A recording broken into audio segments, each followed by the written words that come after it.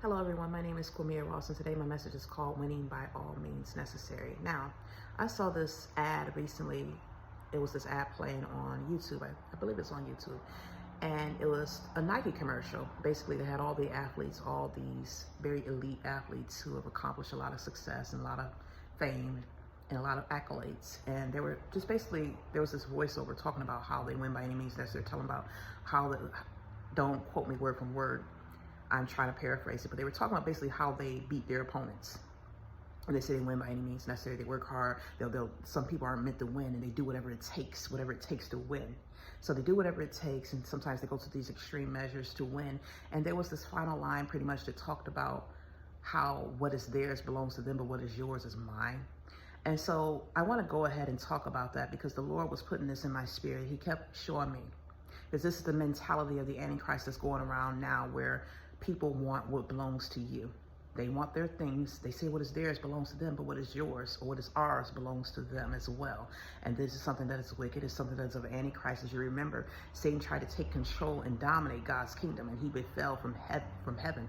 He was cast out of heaven, and it talks about in the Bible, it talks about the Antichrist, where he's going to exalt himself and portray himself as God and sit in his temple. Now he's going to magnify himself as God and take over and try to take over God's place. So I'm going to read to you first. I have a few scriptures here that I'm going to be reading. And first, I'm going to be reading to you from the book of 2 Thessalonians, chapter 2, verses 3 through 4.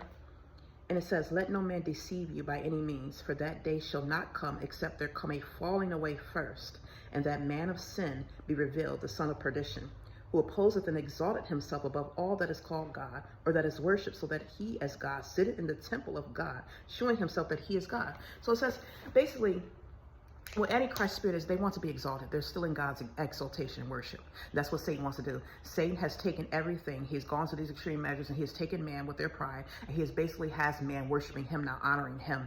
This worship belongs to God. God created man, as I talked about it before. God created all of us to exalt him and give him his glory and his worship. He created us, but what Satan has done is he has taken away, he has usurped God's authority and worship.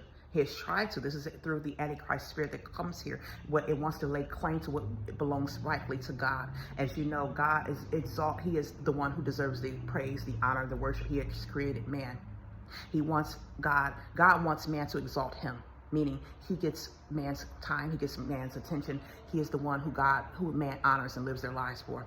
So what Satan has done is he has devised a clever scheme to deceive people and to have people entangled up in the things that are of the world, the cares of the world, like I talked about in the video that I posted just yesterday.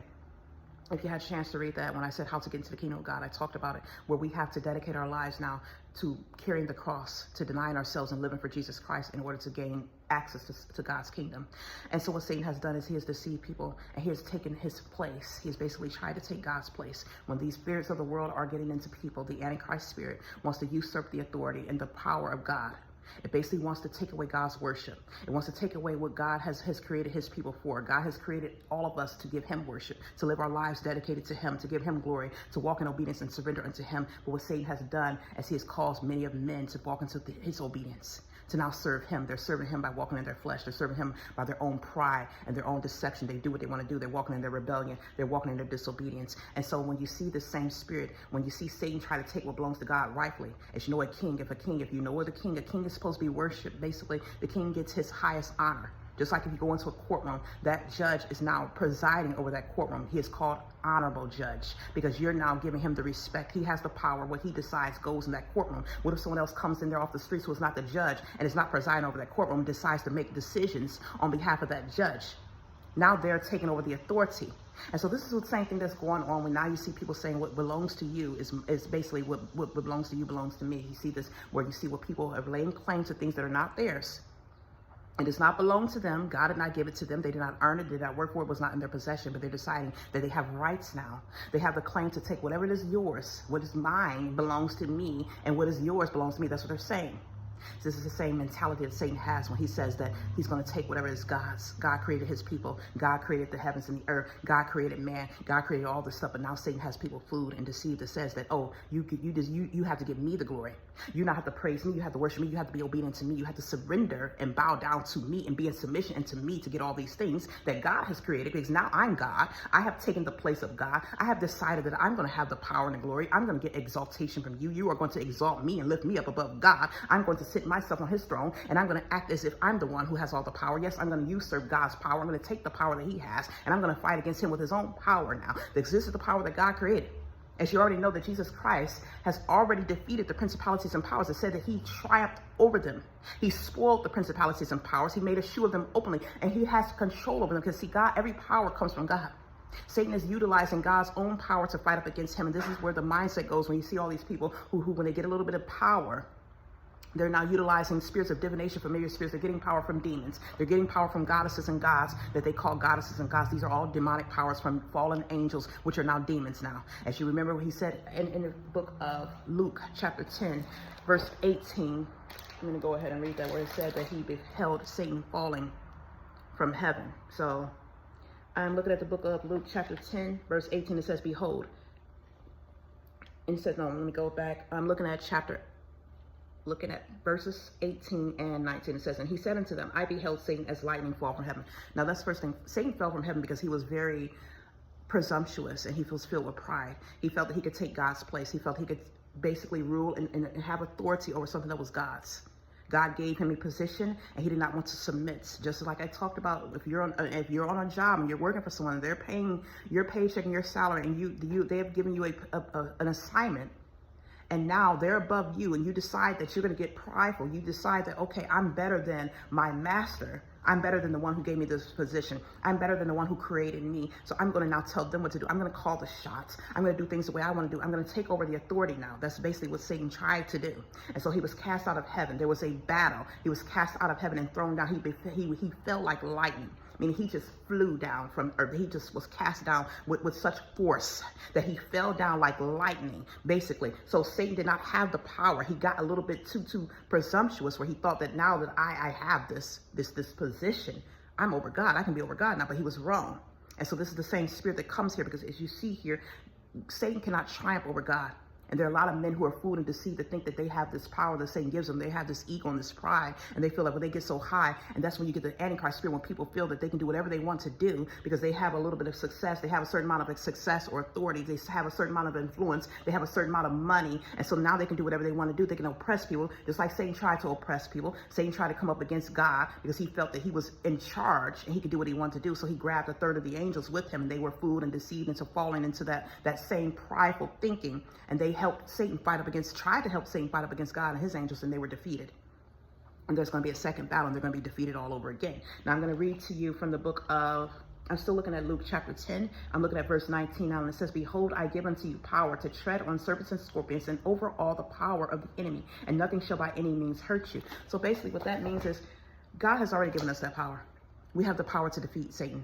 Satan is not over us. We have the power to defeat the Antichrist spirit that is operating and rampant in the world that's right now here today, that's trying to control and take over everything that belongs to us. God has given each and every last one of us gifts and abilities, talents, skills, opportunities, and everything he has given to us. He has given us resources, and Satan, with his domination, gets into influencing other men and say that, hey, you can't have this. If you're not going to work for my kingdom, if you're not going to use your abilities and talents for me, you're not going to have it. And that's where you see the people who are filled with their pride. They're walking in the same Antichrist spirit because they're not in surrender and submission unto God. So this spirit that is of the air, Satan's spirit, gets inside them where they say, I'm going to dominate you. This is why you see people, they take things from other people that do not belong to them. They don't care.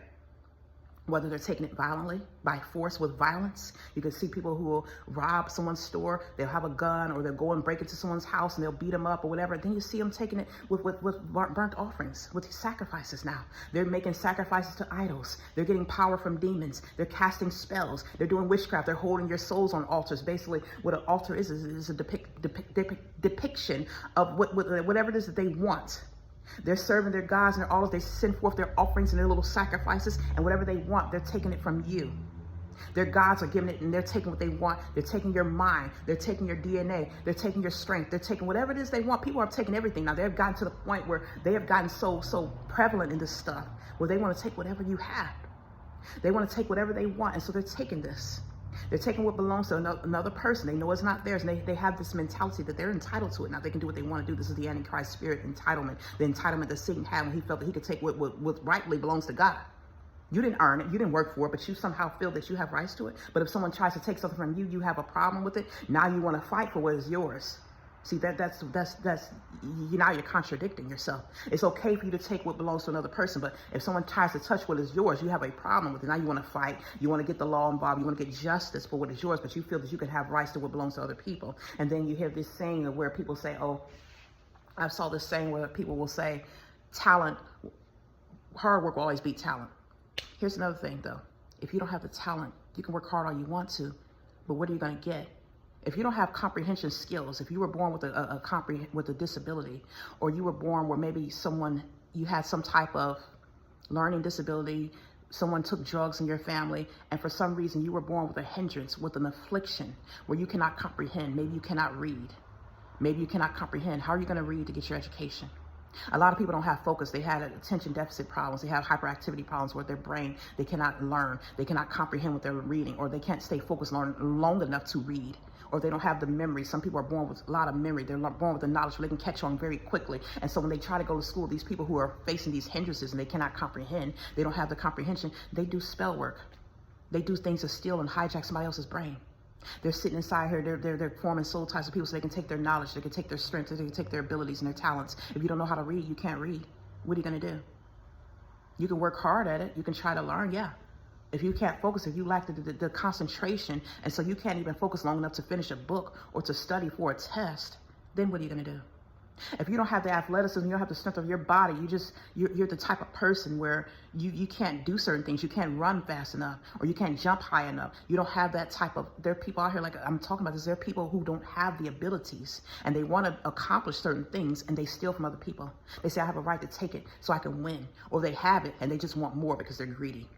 Just like you see people who have come over here and they're taking the land, they're taking things that belong to other people and they've slaved them and destroyed them. And then you have groups of people who want reparations. They want reparations because what was stolen, because they have gained work and capitalized upon them, and they have put them at a disadvantage. But then you have those same people turn around and they do this to their own brethren, and you think that that's okay. You might not like what I'm talking about, but if God tells me to say something, it's for a reason. A lot of you are sitting here, you're watching all these videos, you're watching what I say, you listen to what I say, you listen to what other people are saying, you know that God has been speaking to you all along, but you're still doing your same evil. You're still holding people on altars, you're still doing spell work and holding on to what belongs to other people. You're still stealing from them. You're taking their knowledge, you're taking their DNA, you're taking their beauty, you're taking their gifts, you're taking their opportunity, you're taking their inheritance, you're taking what belongs to them. You get upset and see people who steal with violence, you're no different than them.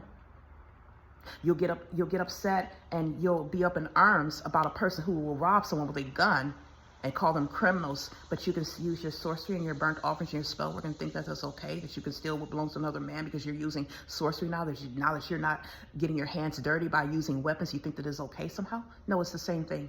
It's no different. God is a God of justice. He hates robbery either way. When you take something violently by force, whether you're using demonic spirits to take those things or you're using your own strength and you're using weapons, it's all wrong. It's all robbery. It's wrong. And so God is coming to a place where he's ready to start judging, because many people have sat here all along and you think that you can take whatever you want, or you feel like you can cast your burdens upon someone. If you don't have it, then I'm going to take it from them. I'm going to take it. I'm going to win by all means necessary. I might not have the abilities and the strength or the capabilities to win on my own. So I'm going to take from you what belongs to you so I can win with your stuff. You got that mentality. You want to win by any means necessary, but there comes some consequences with winning. When you win in an illegal way, when it was not meant for you, because you would not have had that win, had you not have stolen something that did not belong to you, that you were not supposed to have rights to, you would not have had that win. And many people have won illegally. You've won in unjust ways, in deceitful, in dishonorable ways. Like I sit here right now, I might be struggling to talk to you because there are people who have been tapping into my brain, stealing my communication so they can speak better. Stealing all my intelligence, my knowledge. I talked about this many a times. They saw that I could talk very well. I had eloquent speaking. I could speak very fluently.